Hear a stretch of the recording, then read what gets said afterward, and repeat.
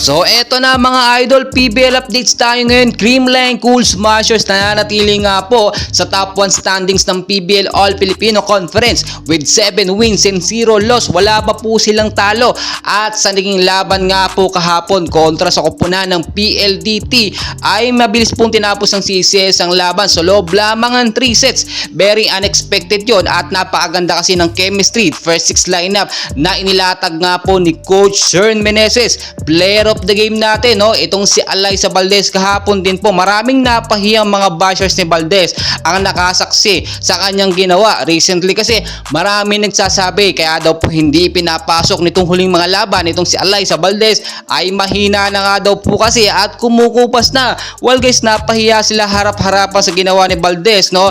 With 13 points, 12 attacks and 1 block. So kung titignan nyo, karapat dapat talaga, no? Tatak CCS itong si Valdez. So huwag niyong mamaliitin, no? Kahit galing po si injury yan at nagkadengge pa nitong mga nakaraang taon, no?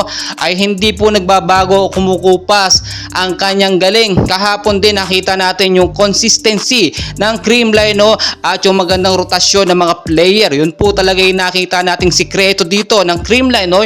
Yung pabago-bagong lineup nila na hindi po mabasa ng kalaban. Maganda, so far so good na pinapakita ng Creamline at nakikita natin tagumpay na kayang-kaya nilang magpakampyon na makuha ang finals, no? At sila, kung titignan nyo rin pong mabuti, kahit na wala itong si Sed Domingo at si Gia Morado, ni minsan hindi po nabawasan ng galing at lakas ng Creamline Cool Smashers. Bakit kamo? Kapag kami mga bago kasi nga dumadating ng mga player, binibigyan po ni Coach Shern Meneses ng pagkakataon mag-excel at mag-upgrade, mas magkaroon ng magagandang highlights sa loob ng Creamline. Unlike po sa ibang mga kupunan, no? Kapag kami bago, ibinabangko lamang at hindi pinaglalaro. Tulad nga po ng sinabi ni Alyssa Valdez, mahaba-haba pa ang PBL ngayon. Kaya naman binibigyan nila ng priority ang mga bagong player ng CCS at yung mga bench player na ipakita ang kanilang galing at natutunan sa Creamline. So alam naman natin, ibang strategy talaga ang CCS na meron. Kaya hindi po nakakapagtaka na sobrang dami pong sumusuporta sa Creamline, no? Nakita natin, nasaksihan natin yan day 1 pa lang ng PBL All Filipino Conference kung papaano po sila nakipaglaban. Do may mga laban talaga na very crucial, critical lang naging laban, no? At nakita nyo, minsan umaabot sa fifth set.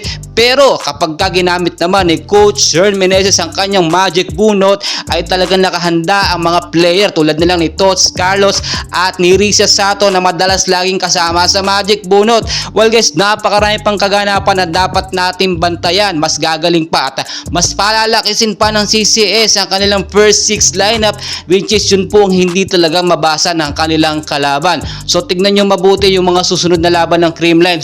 For sure, papahiyain po kayo ni Valdez sa mga susunod na kaganapan, no? Yung mga nagsasabing humina si Valdez, so mangiyak-ngiyak kayo ngayon at harap-harapang napahiya sa pinakita at pagpapatunay na si Alyssa Valdez ay still on the line at hindi po kumukupas. And please, huwag nyo naman pong kalimutan mag-like and subscribe para updated kayo sa ating mga PBL at Creamline Cool Smashers update. Maraming salamat po sa inyo.